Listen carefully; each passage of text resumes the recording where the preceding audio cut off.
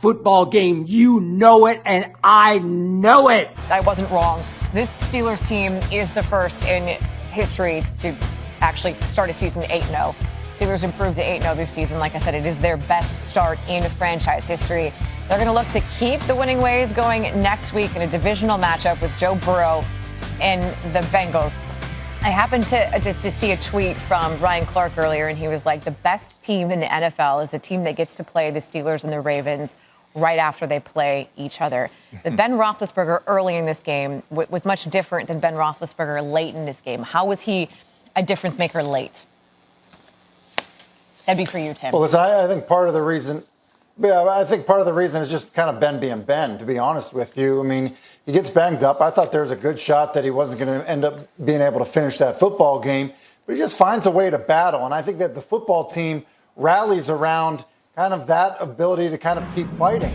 When you look at what they've done, you just think about the Pittsburgh Steelers. Their leading rusher, James Conner, had 22 yards.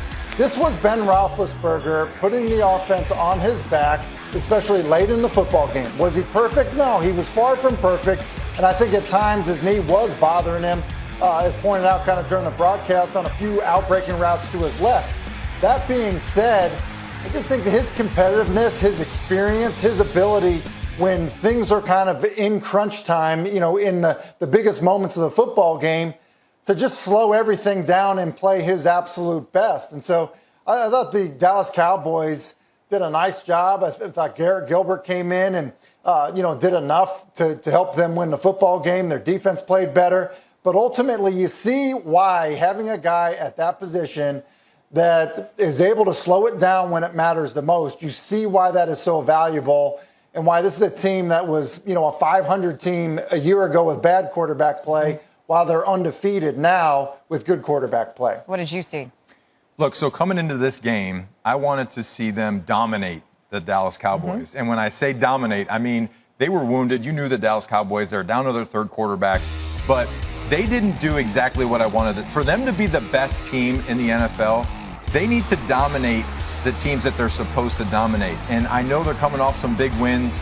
But in this game, they kind of let me down. I thought they were going to be better. I thought they gave Dallas too much confidence early in this game. And those types of games where the quarterback, Big Ben, is not great early, and you give another team the confidence to kind of feel like, look, we can beat this team. We can hang with this team. They're undefeated. Yeah, look at us. We're not having a great year. But they go out there and they compete. So for me, I wanted to see Pittsburgh dominate from start to finish. They weren't able to do that. So for me, yes, I get it. They won the game, but they failed the test for me, saying, okay, this team right here is going to dominate the Dallas Cowboys, because they should if they were the best team in the NFL. They didn't dominate them. So let me ask you that. Their 8-0 record says they are the best team in the NFL, but this is the same day that we saw a big win from the Bills over the Seahawks, and you could argue that that was more of a statement win than this game was, possibly for the Steelers. So who is the best team in the NFL? Kansas City still. Kansas City. And not even in the conversation, not even in the question. Listen, I said before this game, if the Steelers go out here and dominate the Cowboys like they should, then yes, that makes their case to be the best in the league. But when you look at Kansas City right now, they're still rolling offensively. And the Steelers, to me, if they would have done that, I would have said, okay. But the Chiefs didn't roll over the Panthers.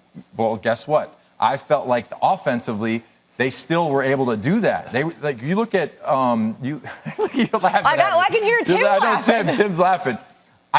That's what I said to myself coming in. I'm like, I want to see the Steelers go out here and roll the Cowboys. Okay. And the champions are still the champions to me. So until this coming from the guy who won how many Super Bowls with the Patriots? Tim, why are you laughing when you hear him say this? Why I'm laughing? I'm surprised the defensive guy is kind of just favoring the offense. Look, I love the Chiefs also, and I think we are clearly splitting hairs when we start talking about which one of those teams is better. But I do think this, and I'd be interested to hear what Rob has to say about it. I do think there comes a point where this undefeated situation becomes a weight that's not worth carrying. I think that can legitimately be a thing for a football team when everybody's kind of looking for their best effort each and every week out to stay perfect. Look, the Chiefs aren't perfect, and they might be the best team in all of the National Football League. And it's okay that they lost a game. It's okay that they, had a fight with the Carolina Panthers. And so I do think part of what can happen is you have this perfect season and the expectations, it's just not worth carrying when it's hard enough to win games each and every week in the NFL. I kind of feel like, yes, you can go toe-to-toe with the Panthers, but almost losing to a team that's on its fourth quarterback in a season, that's sort of a different statement. And that is where I want to stay with the Cowboys. You can have ugly wins and you can have pretty losses. They're both valued the same, but in a lot of ways, this was a big but good loss for Dallas. What did you see in them today that maybe gives you a little bit of hope? I just think you saw a better team, coming together and playing for each other. In the past, we all know the Dalton hit and everybody was standing around looking and not doing anything about it. I think when you saw Dallas, they were playing better as a team unit. And early in this game, they might have had a shot to win this football game, but they didn't come down to it in the end. They weren't able to make the plays. And back to the Kansas City talk, we're not really saying anything about Pat Mahomes, and he's just kind of under the radar right now. No, he's not getting any mention when it comes to MVP conversation. He's playing insane right now. And when I watched that game against Carolina, I was like, okay, yeah, that's why they're still my number one. Because you look at that offense, you look at Pat Mahomes, he's out there doing things that just nobody's really talking about. And I get it. He was everyone's talking about him in years past, but right now, Kansas City and with Pat Mahomes, that quarterback play is lights out. And even if they struggle a little bit on defense, Pat Mahomes, to me, wins that number one battle over Ben Roethlisberger right now. I like how I asked a question about making good things out of what happened today for the Cowboys, and somehow we ended up talking about well, I don't think Patrick the Cowboys Mahomes are going to be in the playoffs. So. I don't think they're going to be in the playoffs either, but you've got a first-year coach in Mike McCarthy, and you've got a team that's really struggling with injuries. And so when you go toe-to-toe in a lot of ways with the team that could be described as the best team in the NFL, what good things, Tim, can the Cowboys take from today? Well, I do think this. There's been a lot of heat on Mike McCarthy for not having his team, playing at the level a lot of people expected it to play at. And I think that, look, we've been critical after games about the effort on defense, as Rob, alluded to, the Dalton hit, things like that. They've had some challenges. There's no question about it. They've had their challenges.